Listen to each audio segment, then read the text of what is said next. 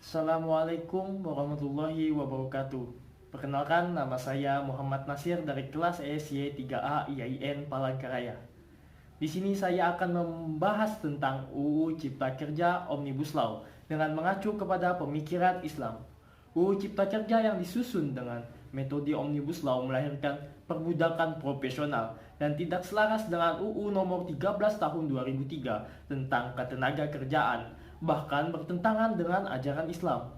Selain itu, UU Cipta Kerja banyak menuai kontroversi. Hal ini karena dalam UU Cipta Kerja terdapat berbagai macam peraturan perundang-undangan yang diringkas menjadi satu, sedangkan dari poin-poin tersebut mengesampingkan banyak hal yang menimbulkan kerugian bagi banyak pihak, termasuk pekerja. Sejauh ini terdapat 8 poin yang menyita perhatian masyarakat, terutama kaum buruh.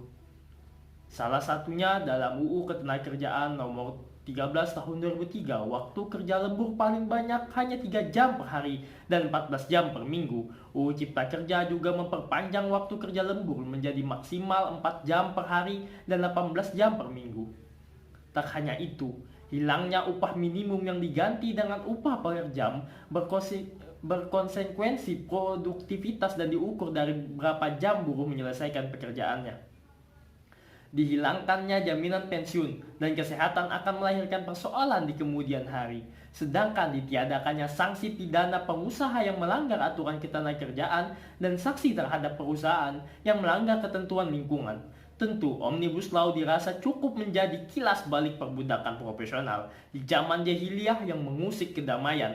Kesenjangan sosial antara kaum buruh dan kaum majikan diatasi dengan adanya konsep ajaran zakat, sedekah, hibah, dan hadiah. Di Indonesia, kerjasama ini disebut dengan perjanjian perburuhan, termasuk dalam UU nomor 13 tahun 2013 tentang ketenagakerjaan pasal 1 ayat 21, bahwa perjanjian kerjasama adalah perjanjian yang merupakan hasil perundingan antara serikat pekerja atau serikat buruh dengan pengusaha atau beberapa pengusaha atau perkumpulan dengan memuat syarat-syarat kerja, hak dan kewajiban kedua belah pihak. Sebagai sarana industrialisasi kapitalis, UU ini masih menciptakan jurang pemisah antara majikan dan buruh. Sebagai wujud kecintaan terhadap perekonomian umat, saya menelusuri tokoh-tokoh pemikir Islam yang membahas polemik ketenagakerjaan.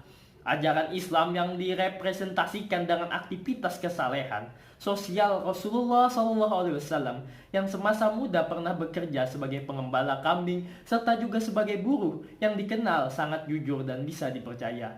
Beliau dengan tegas mendeklarasikan sikap anti perbudakan untuk membangun tata kerja kehidupan masyarakat yang toleransi dan berkeadilan.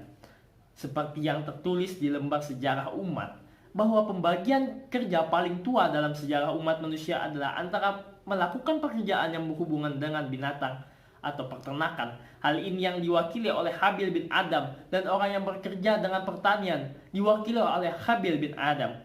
Dalam Islam, buruh adalah mitra kerja yang baik buruknya diukur berdasarkan ketakwaan dan kesetiaannya dan presentasinya kerjanya. Antara buruh dan majikan terjadi interaksi yang paling berkomunikasi untuk saling mengenal.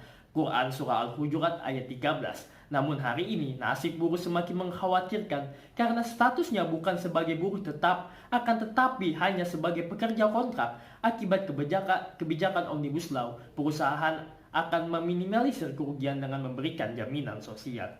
Tidak sampai di situ, UU Cipta Kerja pun merampas hak buruh, diantaranya yakni upah akan dihitung per jam dan upah minimum dihapus. Hal ini sangat bertolak belakang dengan ajaran yang disebarkan Islam. Upah dalam pandangan Islam adalah hal-hal yang harus diterima buruh. Upah itu tidak hanya berupa uang saja, tetapi juga hak-hak lainnya seperti perlindungan, jaminan sosial, hak kebebasan berpendapat, hak cuti, asuransi, kesehatan, jaminan dan hari tua, dan hal-hal lainnya. Dalam sebuah hadis Nabi yang diriwayatkan oleh Imam Al-Baihaqi, berikanlah gaji kepada pekerja sebelum keringatnya dan beritahukan ketentuan gajinya terhadap apa yang dikerjakan. Dari sini dapat kita lihat perbedaan yang mendasar antara pandangan Islam dan konvensional. Yang berbeda tersebut ada dua.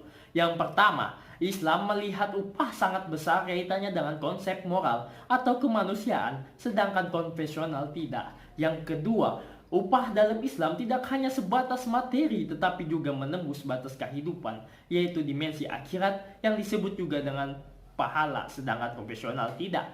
Islam mengajarkan kita untuk berhenti menganggap manusia sebagai barang. Kita harus juga berhenti memperlakukan manusia sebagai alat meraup keuntungan.